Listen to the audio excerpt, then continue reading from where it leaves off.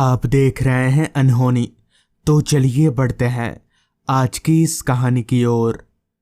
कान का मफलर कसते हुए मैं जब स्टेशन से बाहर निकला तो एक ठंडी हवा के झोंके ने मुझे सर से लेकर पैर तक कांपने को मजबूर कर दिया।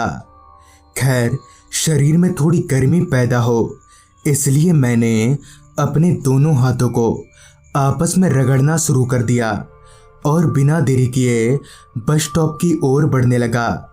क्योंकि वहाँ मेरे अलावा कोई इंसान तो दूर परिंदा तलक भी पर नहीं मार रहा था, इसलिए मैं पैदल ही बस स्टॉप की तरफ चलने लगा।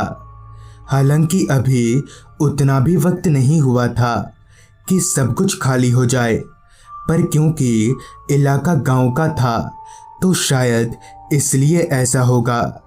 मन में उमड़ते सवालों को इसी जवाब से शांत करके मैं चले जा रहा था। क्योंकि मैं यहाँ पहली बार आया था, जिस वजह से मुझे भी रास्ते के बारे में कुछ खास जानकारी नहीं थी। मैं बस अंदाजे पर ही बस स्टॉप की ओर बढ़े जा रहा था। अभी मैं कुछ आगे बढ़ा ही था कि रोड के किनारे किनारे मुझे थोड़े बहुत मिट्टी के घर दिखने लगे। इसका मतलब साफ था कि यहाँ कोई ना कोई तो रहता ही होगा। तो मैंने सोचा क्यों ना इन्हीं घरों में से एक का दरवाज़ा पीटकर कन्फर्म कर लिया जाए कि मैं सही रास्ते पर चल भी रहा हूँ या नहीं। इसी इरादे से मैं उन घरों के नज़दीक जाने लगा। अभी मैं वहीं के एक घर का दरवाज़ा पीटने के लिए हाथ आगे बढ़ा ही रहा था कि तभी सन्नाटे को चीरती हुई ट्रिंग ट्रिंग की आवाज़ ने मेरे कान में दस्तक दिया। मैं उस आवाज़ की ओर पीछे मुड़ा तो पाया कि शॉल ओढ़े एक नाटा सा आदमी साइकिल लिए ठीक मेरे पीछे ही खड़ा है। मगर अजीब बात तो ये थी कि थोड़ी देर पहले तक ना तो मेरे पीछे कोई आदमी था और ना ही कोई साइकिल।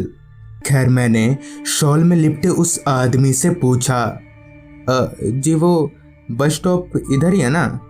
जिस पर उस शख्स ने कहा, बस स्टॉप? हाँ, वो है तो इधर ही, पर रास्ता थोड़ा घिच पिच है। आओ पीछे बैठो, मैं छोड़ देता हूँ। उस आदमी की भारी और टूटती आवाज़ को सुनकर मुझे ये समझते देर नहीं लगी कि ये कोई उम्र दराज आदमी है। जिस पर मैंने कहा, नहीं नहीं, आप पीछे बैठिए, मैं चलाता हूँ। इस पर उस आदमी ने कहा, उम्र पर मत जाओ बेटा, अभी भी इन हड्डियों में बहुत जान है। हालांकि मेरा मन तो नहीं कर रहा था उन सज्जन के पीछे बैठने का, मगर उनके जिद करने पर मुझे बैठना ही पड़ा। और मेरे बैठते ही उन सज्जन ने साइकिल चलाना शुरू कर दिया। साइकिल की स्पीड और वो सज्जन जिस हिसाब से पेंडल मार रहे थे उससे ऐसा लग नहीं रहा था कि वो कोई उम्र दराज हैं। खैर, मैंने पूछा, यहाँ पर सब कुछ इतना खाली खाली क्यों है? सब लोग जल्दी सो गए क्या?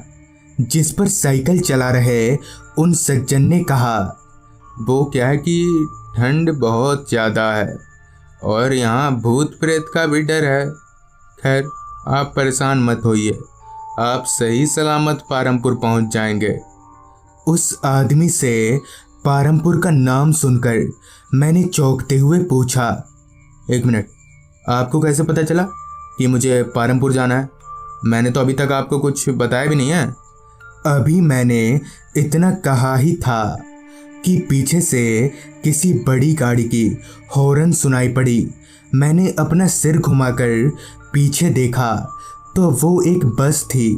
तभी उन सज्जन ने साइकिल की स्पीड कम करते हुए कहा, आ गई तुम्हारी बस। उनके इतना कहते ही मैं हाथ दिखाकर बस को रुकवाने लगा। फिर बस रुकी और मैं उन सज्जन को धन्यवाद बोलकर बातें करने लगा। अभी मैं उनसे बात कर ही रहा था तभी बस के कंडक्टर ने मुझे आवाज़ लगाया।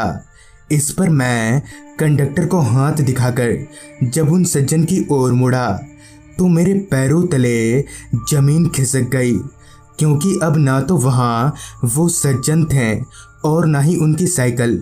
इससे पहले कि मैं कुछ समझ पाता, कंडक्टर ने फिर एक बार आवाज़ लगाया तो मैं ज़्यादा कुछ ना सोचते हुए बस में चढ़ गया। सीट पर बैठते ही कंडक्टर ने मुझसे कहा, तुम वहाँ अकेले अकेले किससे बात कर रहे थे और तुम्हें इस रास्ते के बारे में पता नहीं है जो तुम अकेले यहाँ आ गए? जिस पर मैंने कहा, पर मैं अकेले कहाँ था, वो आदमी भी तो थे, शॉल ओढ़कर मेरे साथ ही तो खड़े थे वो आदमी। और इतना कहकर मैंने कंडक्टर को पूरी बात बता दी, जिस पर उसने जो बताया वो मेरे होश उड़ा गया। अरे वो शॉल वाला आदमी कोई इंसान नहीं बल्कि एक भूत था। दरअसल वो बूढ़ा आदमी एक जगह पर काम करता था और उस रात उसे तनख्वाह मिली थी। उन्हीं पैसों को लेकर वो घर आ रहा था, मगर इसी रास्ते पर कुछ गुंडों ने उसे घेर लिया और उसकी तनख्वाह लूटकर उसे जान से मार डाला। तभी से उसकी आत्मा यहीं भटकती है, मगर किसी को नुकसान नहीं पहुंचाती। तो दोस्तों, ये थी आज की कहानी। अगर आपको ये कहानी अच्छी लगी हो तो चैनल को सब्सक्राइब कर लें। तो मैं आर्यन जल्द ही मिलूँगा आपसे ऐसी ही एक कहानी के साथ।